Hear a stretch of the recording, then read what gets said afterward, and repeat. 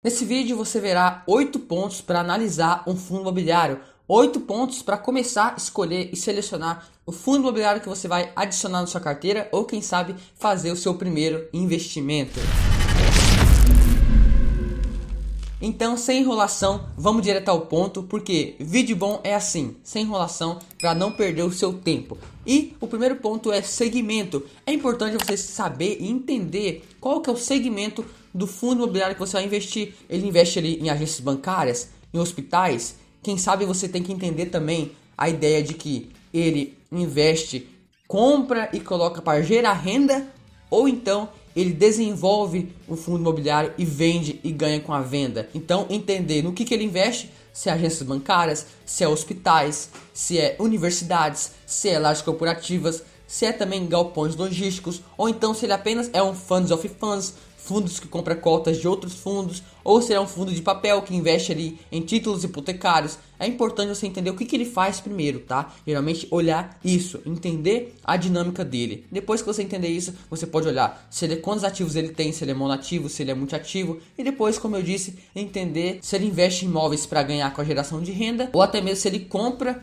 e vende e assim também ganha com a venda novamente, beleza? Ainda que então, sem enrolação, para o segundo ponto é a vacância. Basicamente a vacância é a porcentagem que está desocupada do imóvel. Existe basicamente a vacância física e a vacância financeira. Então, só para contextualizar aqui, a vacância física é o percentual que está desocupado. Exemplo, o fundo tem 10 imóveis. Então, um imóvel desse não está ocupado, está desalugado. Então, basicamente ali, esse fundo teria uma vacância de 10%. Ou seja, 10% dos imóveis do fundo está desocupado. Uma vacância até 10 é o máximo, tá? Acima de 10 já é importante você ligar o alerta, ficar atento ali e ver o que o fundo vai fazer quanto a isso, beleza? Mas você encontra muitos fundos imobiliários que geralmente está em 1,5%, 2%, alguns estão zero de vacância. Então, quanto menor a vacância, melhor. Quanto menor a vacância, mais alugado, né? Então menos desocupado está os imóveis desse fundo imobiliário.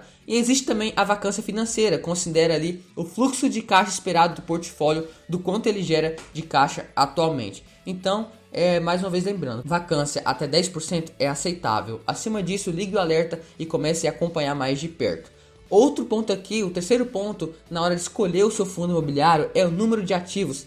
Então, quanto mais ativos ele tem, melhor, mais diversificado ele está. Então, volta lá no ponto que eu falei no começo do vídeo em relação se ele é monoativo ou se ele é multiativo. Porque se ele é monoativo, eu não invisto em monoativo, porque fica sujeito a um risco muito grande. Qualquer coisa que acontecer com aquele imóvel, ou ele ficar desocupado, ou acontecer algo, basicamente você perde ali a sua renda mensal. Porque se o imóvel não recebe aluguel do locatário, como que vai distribuir para você, que é apenas um cotista? Então, geralmente eu invisto em imóveis multiativos, em fundos multiativos, que tem mais de um ativo e não tem ali todo o risco concentrado em apenas um ativo, beleza? Indo aqui para o quarto ponto é liquidez. Então a liquidez está relacionada à facilidade de vender cotas para outros investidores. Se você vai comprar cotas de um fundo imobiliário que não tem liquidez, quando você precisar vender, você não vai conseguir, porque vai faltar a demanda ali no mercado para comprar. Liquidez é um tipo de risco. Assim como existe o risco de crédito, que é o risco do calote, né, da inadimplência,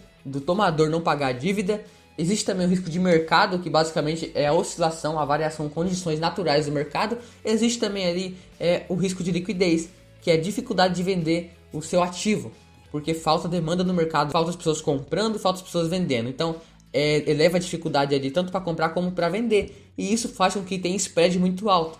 Então, por exemplo, por faltar pessoas comprando e vendendo no mercado aquele ativo, a diferença de quem está comprando e quem está vendendo é muito grande. Exemplo, João está vendendo por 10, Maria ali está vendendo por 15, então tem uma discrepância muito grande nesse exemplo que eu dei, que é a falta de liquidez. E indo aqui então para o quinto ponto é a localização. Então, quando o imóvel está bem localizado, ele é alugado. Por isso é interessante você checar informações do bairro, a localização, o que tem ao redor, para você ver e olhar como visão de inquilino, locatário. Você alugaria? Por que você alugaria? A localização é boa? É uma localização comercial? É uma localização bem fomentada de comércios e pessoas passando, circulando, né, naquele lugar, naquele shopping, quem sabe, né, se for imóvel de shopping? Ou é bem afastado da cidade? Não tem, quem sabe, ali uma pavimentação asfáltica, se estiver no lugar ruim. É muito importante você ver a localização. Indo aqui para o sexto ponto é a diversificação. Então cada FII tem sua carteira de imóveis e para o investidor manter uma estabilidade de ganhos é interessante que seu portfólio seja diversificado, porque se há uma crise no setor, como recentemente a pandemia, né, impactou alguns segmentos como lajes corporativas e shoppings, o investidor tem um impacto menor no seu portfólio, tá? Aqui é importante abrir um parêntese, porque quando você investe em um fundo imobiliário de setor específico, como de shopping center ou de lajes corporativas, é claro que se acontecer algo com esse setor, você vai ali ser afetado, algo que vai derrubar todo aquele setor. Então qual que é a ideia? Investir apenas em fundos de fundos ou, né, que compra com outros fundos para ter uma carteira diversificada? Não necessariamente. Essa diversificação aqui eu uso de uma maneira mais ampla, como você aplicar essa diversificação na sua carteira. Porque às vezes você vai achar fundo imobiliário mais concentrado no setor que ele atua, mas você pode fazer essa diversificação como? Controlando a sua carteira, fundo imobiliário de setor diferente. Então, tendo fundo imobiliário do setor shopping, tendo fundo imobiliário do setor de lajes corporativas, tendo um fundo imobiliário do setor de galpões logísticos. Então, você faz essa diversificação na sua carteira, porque é difícil achar um fundo imobiliário que tem ali um setor específico e é diversificado, se o setor dele é o que ele atua, beleza? Indo aqui então para o sétimo ponto é o Dividend Yield. Basicamente, o Dividend Yield é a renda passiva que você recebe. Porém, esse indicador leva como consideração o preço que a cota do fundo imobiliário está custando. Então, mais um exemplo aqui para vocês. Se a cota de um fundo imobiliário custa R$100 e ele paga ali R$1 por cota, então cada cota que você tiver, você vai receber R$1 todo mês.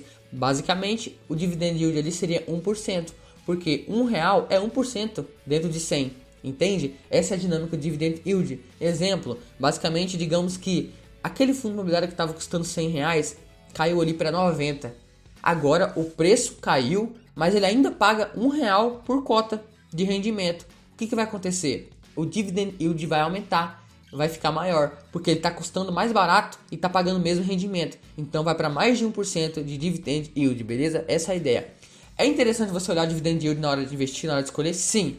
É importante você olhar só para isso? Não. Como eu disse, existe um conjunto de fatores que pode fazer com que o Dividend Yield fique grande, fique ali desproporcional, quem sabe fique ali de forma desregular, é a palavra correta. E para finalizar aqui, você tem que olhar a gestão do fundo. Então assim, como o investimento em fundo imobiliário é feito de forma indireta, cabe ao gestor daquele fundo decidir quais ativos comprar, quais ativos vender. Cabe ao administrador também administrar ali, representar você perante, por exemplo, a lei. Então é interessante você olhar o histórico de quem que é o gestor, de quem que é o administrador, quem que é a administradora, né, melhor falando, do fundo imobiliário antes de investir. E tudo que eu falei aqui foi com base numa matéria feita pelo Gorilla, lá no blog deles. Eu estou disponibilizando aqui na descrição o link para essa matéria. Às vezes você quer olhar os 8 pontos que eu citei aqui de forma mais devagar, para você, quem sabe, fazer anotações de forma mais detalhada. O link para a matéria no Gorilla tá aqui na descrição, beleza? Dá uma olhadinha lá que eu tenho certeza que vai ser interessante para você na hora de estudar e analisar os fundos imobiliários que irão compor a sua carteira